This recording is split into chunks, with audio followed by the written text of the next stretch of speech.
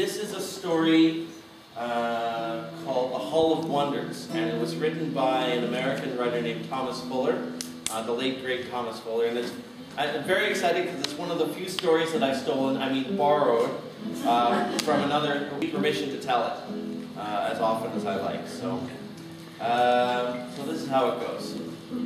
Now the year is 1837. The Civil War has just ended, and in the town of Charleston, well, they were just starting to rebuild their town when a Dr. Rembrandt Kavanaugh blew into town. Now folks remember Dr. Kavanaugh as being a tall, elegant man with one blue eye and one green eye. And when he smiled, his teeth were white and sharp, like a shark. Now Dr. Kavanaugh was an apothecary. He was a provider of pills, potions, and prescriptions. And his idea was to open an apothecary down on the narrow King Street by the docks and sell his pills, potions, and prescriptions to the sailors that were still aboard the Union ships and sell overpriced medicines to the people in town. The problem was that the sailors already had their own apothecaries, and well, the people of Charleston were flat broke. Now, if this were you or I, we'd probably pull up our stakes and head out west and try our luck out there, but not Dr. Kavanaugh. For that man had a mind like the back of a nickel-plated watch. And he got those gears a-going, trying to come up with a solution to his problem. And suddenly, his blue eye flashed, and his green eye flashed. And he smiled, and his teeth were white and sharp, like a shark. And he knew that if he wanted people to come to his apothecary, he was going to have to give them a reason to come. What he needed was a gimmick.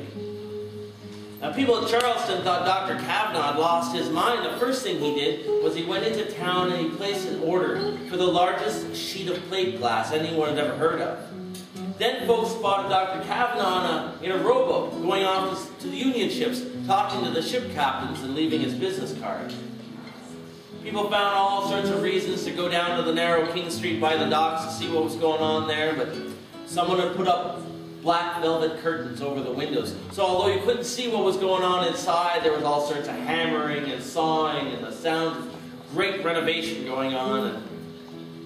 And the people in the town were just whispering to each other, wondering what could possibly be going on. And there was a steady stream of sailors coming and going from the apothecary with little packages hidden underneath their arms. And when the people could take their curiosity no longer, a sign appeared in front of the apothecary and it said, 10 days until the Hall of Wonders. And the next day it said 9 days until the Hall of Wonders. And the next day it said 8 days until the... Well, you get the idea. So the 10 days went by, and there was like 500-600 people down there on the narrow King Street by the docks, and there was Dr. Kavanaugh waving his arms at the people, and his blue eye was flashing, and his green eye was flashing. And his teeth were white and sharp, like a shark. And he announced to the people that for the price of a penny, he would show them something they had never seen before or would ever see again. And the people of that town were so curious, they would have paid a dime, a quarter, even a Yankee dollar to see what was going on in that place. So Dr. Kavanaugh was there with his white bucket, and they threw in their pennies, and he walked in, took that first crowd of people inside, and the oohing and the awing and the gasping and the gaping began.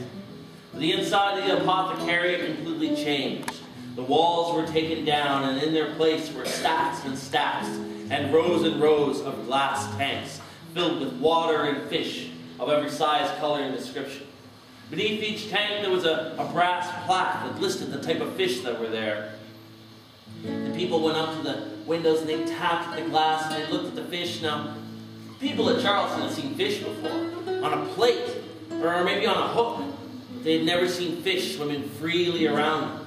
Someone had changed the lighting in the room they replaced it with a magic lantern and made everything shimmer and shine as if they were in the ocean itself. And there was Isaac Sims, Dr. Kavanaugh's trusted assistant. He took the first crowd of people down a long, dark corridor, and at the end, there were black velvet curtains. He parted the curtains, and there was the large sheet of plate glass holding back murky emerald water. And at the base, there was a brass plaque.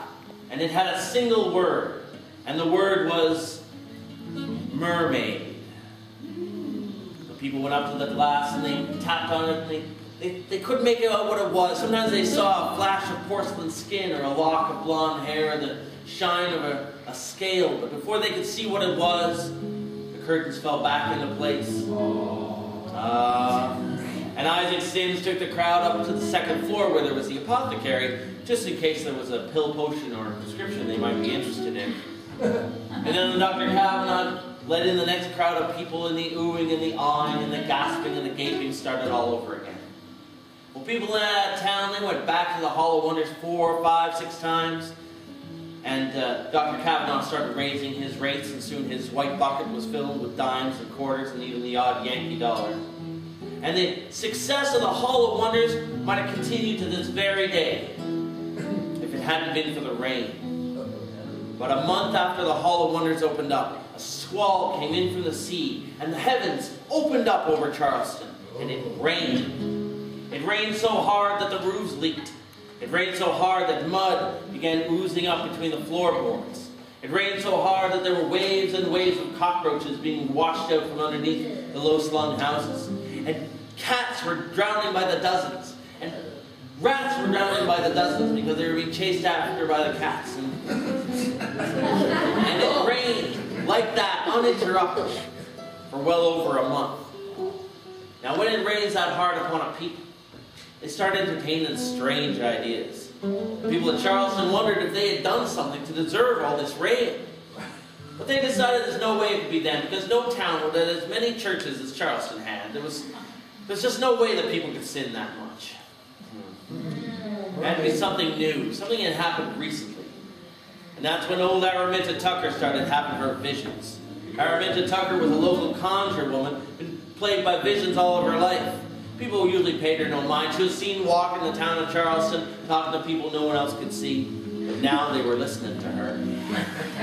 It's that mermaid that's making it rain. Don't you fools know nothing about mermaids? And people said they didn't know, and she said, well, a mermaid is a person who's been washed out to sea. When that happens, they are changed into a mermaid by other mermaids. And when that happens, they are cursed to live the rest of their lives in the sea. No more can they step foot on dry land. And that's what she's trying to do. She's using her mermaid magic to make it rain so hard she'll be washed out to sea. And pretty soon there wasn't a place in Charleston you couldn't get some kind of information about mermaids. Oh, they were talking about it in the saloons and in the barbershop and in the grocery stores. Oh, mermaids, they can make rain appear out of nowhere if they have a mind. Oh, they can make it rain until doomsday if they want to. And everyone in town decided that there really was a mermaid in that tank, and they wanted out. Well, out it was going to come. Now, there was no date set by the mayor. There was no grand announcement. It was just one day. Everyone cracked. And they headed down to the narrow King Street by the docks. And they were armed with hammers and axes and cudgels and clubs. And by the time they got down there, they were 1,000 strong. And Dr. Kavanaugh was there, and he was waving his arms at the people, and his blue eye was flashing, and his green eye was flashing, and his teeth were white and sharp, like a shark. And he said, it's nothing but a trick, you fools. It's nothing but wire wrapped in burlap. It's pig's bladders filled with air. There ain't no such thing as mermaids, you fools. The merman. But the fools were having none of it. They rushed into the Hall of Wonders, and armed with their axes and their hammers and their cudgels and clubs, they smashed all the tanks, setting the fish free. And then they ran down the long, dark corridor, and there were the black velvet curtains. They parted them. There was the sheet of plate glass holding back the murky emerald water. And Isaac Sims, even Dr. Kavanaugh's own trusted assistant, he had turned against him. He had the sledgehammer.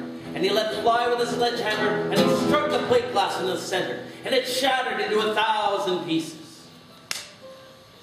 Now they say that a split second is a tiny moment in time. It's almost immeasurable, but a lot can happen in a split second, and at that moment, a lot did.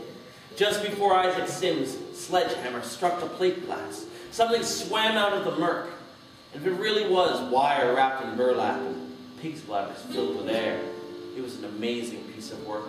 It stood there poised on a beautiful silvery tail, and it was white porcelain skin, and waves of blonde hair fell down around its shoulders. But then Isaac Sims' sledgehammer hit the plate glass, and it shattered into 1,000 pieces, and water began pouring out of the tank. More water than there could possibly have been behind it. And they say that whatever it was that was in that tank was washed into Dr. Kavanaugh's arms. Well, the people were pushed down the hall by that giant wall of water. It pushed them down the hall and out into the street, and water began pouring out of the windows and out of the doorways and out of the chimney. And by the time it had all settled down, people looked and there was nothing left of the building. The walls hung like wet pasteboard, but the rain had stopped. And that was enough for the people of Charleston. They looked through that town looking for Dr. Kavanaugh from the high end to the low street, looking for him. They wanted to lock him up in the deepest, darkest dungeon they had in town, but Dr. Kavanaugh was never seen again. People figured he must have been washed out to sea by the great wall of water that came out of that tank, and well, that was good enough for them. The Hall of Wonders never really went away. Other people came and built their own halls of wonder. People still paid top dollar to see fish of every size, color, and description. Of course, nowadays we call those aquariums. So the next time you go to an aquarium, I want you to go to the biggest tank, look in the back, and if you see a strange fish with one blue eye and one green eye, It's a shark. and rows of sharp white teeth, well then maybe you will have found out what really happened to Dr. Rembrandt Kavanaugh. But what's worse is that he will have found you.